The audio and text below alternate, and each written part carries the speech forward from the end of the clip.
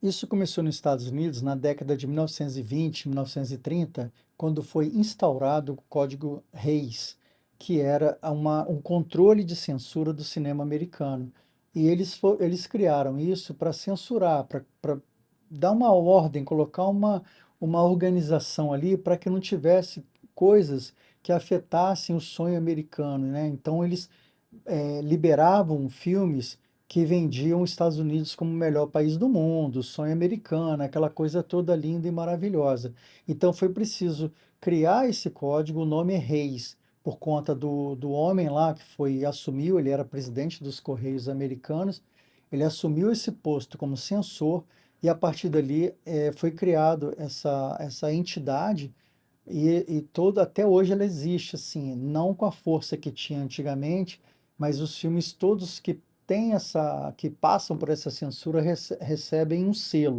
Bom, a lei ela foi instituída em 1930, mas só em 34 que ela pegou para valer, para poder controlar, assim. Quando eu falo controlar, quando eu falo censura, eu estou dizendo assim, eles proibiam que tivessem, por exemplo, citação à homossexualidade, por exemplo, não podia ter um beijo muito caliente, não podia ter cenas de sexo, não podia ter assassinatos, que aparecesse sangue.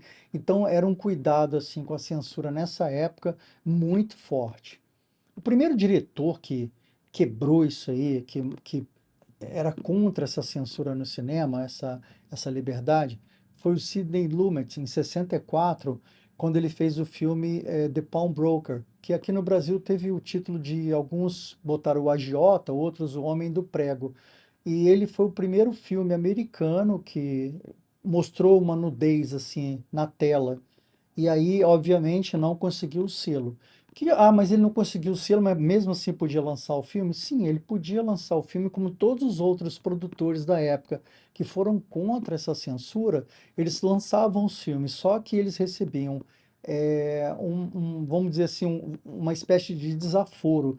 O que que era esse desaforo? Eles não podiam distribuir o filme pelo país inteiro, só em algumas salas. Então, essa proibição, esse corte, vamos dizer assim, na criatividade, na criação deles, fez com que eles fossem prejudicados com a distribuição do filme nessa época aí, né, a partir dos anos 60.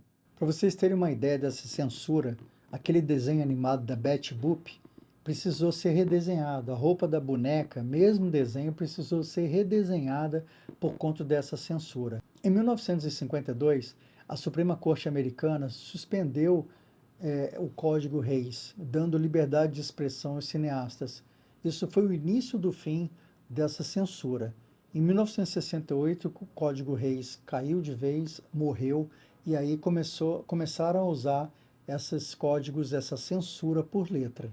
Bom, só para vocês terem uma ideia, quando o filme não recebia esse selo e mesmo assim ia adiante, ele ia para os cinemas e era exibido nesses cinemas, as produtoras recebiam uma multa nessa época de US$ 25.000 por passar o filme.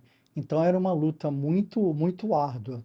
O Código Reis caiu em desuso de vez, no final dos anos 60, e hoje nos Estados Unidos a censura ela é por letras, né? Então você tem G, público em geral, PG, acompanhamento dos pais sugerido, PG-13, acompanhamento dos pais recomendado para menores de 13 anos, R, restrito, proibida a presença de menores de 17 anos sem um pai ou guardião legal adulto, e NC-17, proibido para menores de 17 anos.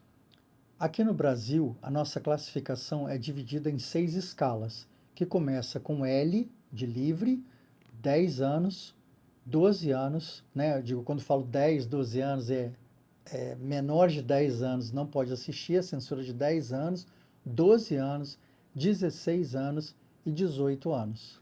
Bom, o nosso assunto de hoje era esse. Espero que tenham gostado. Espero que depois dessa conversa aqui, vocês entendam para que serve a classificação de um filme. Eu digo isso por conta das crianças. Eu sempre sou a favor de só deixar criança, adolescente assistir filmes de acordo com a faixa etária.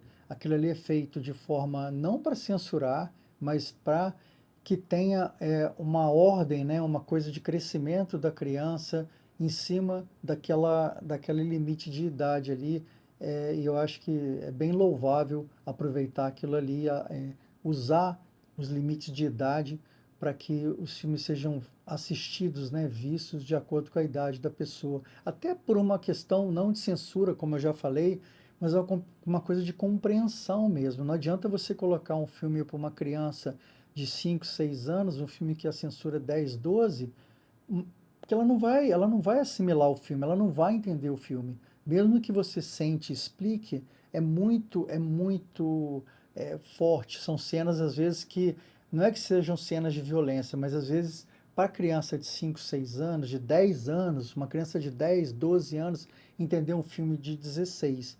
Então, eu acho que isso deveria ser feito pelos pais. Nos cinemas, a gente, né, quase nunca, né, acho que nunca consegue entrar numa sessão que não seja para sua idade.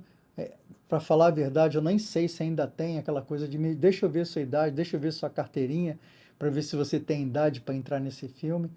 Mas assim, como a gente hoje tem o hábito de ficar em casa, de assistir filmes em casa, por streaming, por ainda DVD, eu ainda assisto filme em DVD, eu acho louvável que os pais prestem atenção nas censuras dos filmes quando o filho for assistir, tanto dos filmes quanto de outras coisas que a gente tem hoje pela internet soltas, tá bom?